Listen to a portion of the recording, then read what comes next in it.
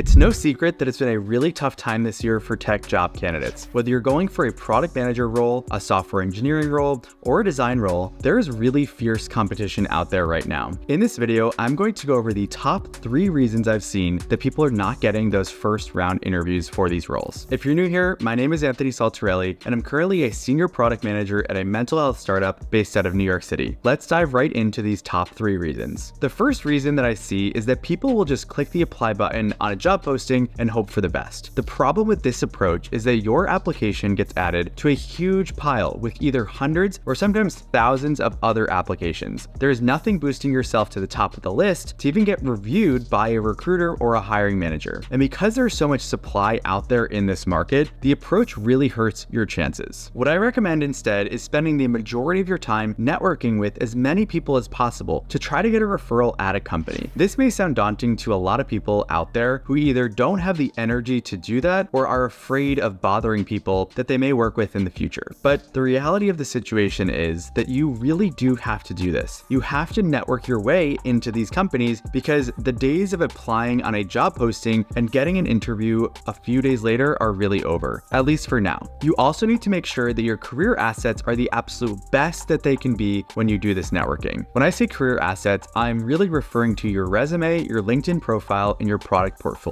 These 3 things are fully in your control. So take the time to make sure that they have powerful content, they look professional, and they really paint an exciting picture about you as a candidate. If you want to see how I recommend you create a product portfolio, check out this video on my channel. When you appear like a really strong candidate across your LinkedIn profile and your product portfolio, the chances someone responds to your cold outreach, whether an email or a LinkedIn message, go up a ton. Okay, let's move on to the second top reason I see that causes people to not get these first round interviews. The second problem here is that people are applying to jobs that they are unfortunately not at all qualified for. Back before 2020, it was really easy to get what I call a stretch role. That's a role that you weren't necessarily qualified for, but you had the potential to succeed in, and companies would give you a chance because there were way more job openings than qualified candidates at the time. Now in 2023 and beyond, the market has completely flip-flopped. Companies aren't really giving people a chance to grow into a role. They want someone to hit the ground running as soon as they start, really on day one. They want the candidate they give a multiple 6-figure offer to be experienced and know what they're doing. So let's break this down a little bit. There are really 2 broad categories of stretch roles. Number 1 is a role that requires more experience than you actually have. This could mean applying to roles at the level above what you're qualified for. For example, if you have no product experience, but you have been working in the professional world for many years, you may think that you could get a senior product manager role, but that is largely impossible because there are so many existing senior product managers applying to those same exact roles. There are even staff level PMs applying to senior PM roles. So you really need to think critically about what level you are and target roles that you really have a chance for. The second broad category here is applying to roles that don't really map to your past experiences and skill set. This could mean pivoting into financial technology companies from healthcare, as an example. These types of roles are pretty different, and the fintech companies will really want candidates who have already worked in that world. They're familiar with the regulations, the types of challenges that may come up in financial software on a day-to-day basis, all that good stuff. Because there are fintech people applying to the fintech roles, the chances you get an offer there are much lower. Another aspect of this could be the type of product manager role out there or engineer. For example, it would be quite challenging for a platform product manager to pivot into a growth product manager role because they don't have direct experience there. Another example could be a front-end software engineer pivoting into a security engineer role. I've made a video on having 4-vector fit with a role, so go check that out to really learn more about this concept. My advice here is to really figure out your 4 vectors and put 99% of your energy into networking your way into a role where you have strong 4-vector fit. By the way, if you found any value from this video so far, I'd really appreciate if you could drop a like and subscribe, as it really helps my channel grow. Thank you so much. Okay, now I'll discuss the third main reason I see candidates not getting that first round interview. This one, simply put, is that you are not perfecting your interviewing skills. There are so many different levels to this, so I'll break down what I mean. There are several different types of interviews that you'll go through to get an offer, and in each one, the interviewer is looking for something different. You have the recruiter screens where they're really trying to identify if you're a good fit for the role with some specific questions that they've been told to ask. They're also seeing if you actually care about the company or if it's just one of many applications that you sent in. Next up would be the hiring manager. They're they're really focused on digging a lot deeper into your past experiences that you've had to de-risk you for that role. They want someone to come in who is going to perform really well, so they're looking at any red flags about your candidacy.